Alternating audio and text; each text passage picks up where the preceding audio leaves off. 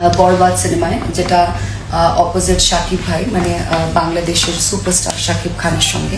এবার বরবাদ সিনেমার আইটেম গান নিয়ে মুখ খুলল কলকাতার নায়িকা নুসরাত জাহান। সম্প্রতি মুক্তি পেয়েছে বরবাদ সিনেমার আইটেম গানের একটি টিজার, আর এই গানটি আসছে মেগাস্টার শাকিব খানের জন্মদিনে। আর সেই গান প্রসঙ্গেই এবার মুখ খুলল কলকাতার এই নায়িকা। চাঁদ মামা শিরোনামের এই গানটিতে কণ্ঠ দিয়েছে এই সময় জনপ্রিয় কণ্ঠশিল্পী প্রীতম, যিনি এর আগে তুফান সিনেমাতে লাগে ওরা ধরা এবং বরবাদ সিনেমাতেও একটি রোমান্টিক গানে কণ্ঠ দিয়েছেন।